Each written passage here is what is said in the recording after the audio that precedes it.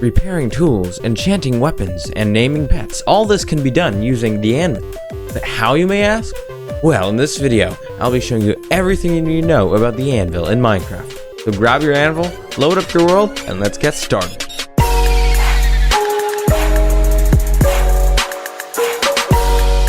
Hi, Pokemaster here. Real quick before we start, I just wanted to say that in case in some time in the future Mojang changes anything with the repairing mechanics or the enchanting mechanics, I just want to say that it could be outdated potentially. This is 1.15, but since they didn't change anything throughout the years, really, I doubt it will happen. But just in case, 1.16 it'll work everywhere.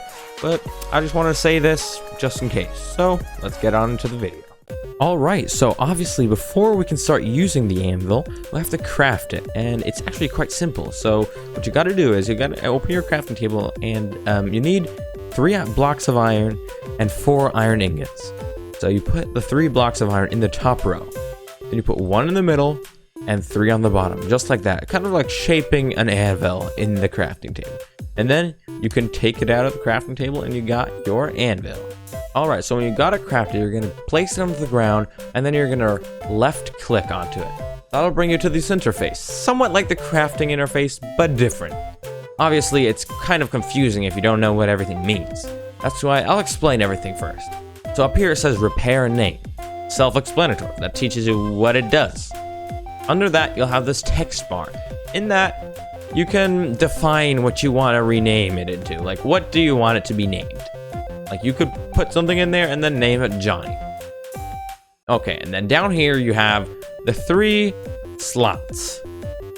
On this side, you have the 2 input slots, as I like to call them. On this, the output slot. So there is a difference between these 2 slots, but generally that's what I like. That's how I categorize the 2 different things. So this input slot's this side, and on this side, the output slot. In the output slot, you, like, for example, if you rename it, that's where you get the item. That's where you take it out of. And here, you put in the item you want to change. For example, well, not in both. In this one. In this one, the very first slot is the real input slot. That's what I like to call it. The official input slot. That's where you can actually put something in and then change it. This is the apply slot. That's how I say it. I mean, technically no one really calls it like that, but that's how I like to call it because it helps me, like, tell the difference. So the apply slot is where you put in the item you want to apply to your defined item over here. So if you put in this, you can put a different item that is compatible and change this using this the item you put in there. And that was the interface. Also down here is your crafting inventory, obviously. Alright, so now that we've got all that covered, I'm going to now teach you how to use the anvil. That meaning how to enchant things, how to fix things, and how to rename things. Now, first of all, obviously, you open the interface like we covered before, and then you pick the item you want to manipulate, like change. And in this case, let's go ahead and take the diamond sword. So, obviously, now, let's start with renaming. So, up here we have the bar, like before, and then get rid of diamond sword completely. Get rid of it, and then you can write what you want. For example, like and sub. Let's finish it. Subscribe. There, like and subscribe. And then when you take it, you have your like and subscribe. Not only that though, let's say you want to enchant. You go ahead and go back onto creative. I'm just gonna stay on creative. You know it requires enchantment points, so that's no secret. But you go over here and then you go down and you go to, like, let's say I want fire aspect, right? Then you go ahead, put it in there, like and subscribe. Obviously, you're gonna do that now that you've seen that, right? Like, come on. Like and subscribe, and then you put in the apply section, in the apply thing, you put in fire aspect like 2, or just any enchantment book you want. And after you've done that, you can take it and it's got fire aspect. The cool thing about this, in comparison to the enchantment table, is that you can now stack enchantments. Like, if you want knockback and sharpness 5, you can do that now. You can just put it in here, a like and subscribe sword, put in sharpness 5, take it. Now the problem is, each time you enchant it, it gets more expensive. So the enchantment points will go... You'll need more and more the more you do it, and especially with fixing and repairing. So that's what I'm gonna do next. So now that you've done that, let's say you want to repair something, and now that obviously is the apply slot. So if you want to repair, for example, let's say I want to repair this iron pickaxe, then you're gonna put in that. Okay, it's not completely finished. Okay, so you put in the iron ingot there in the apply slot. That'll give you then your iron pickaxe, and then it's repaired. And let's say, for example, here it's not fully repaired, then you put in another ingot. Boom, done. Only costs 2 enchantment points, and you've got your fully repaired iron pickaxe. So let's say though, and all right, so let's say you have your dog here, right? So I've got my dog, and I want to name him. Let's say I want to name him Johnny.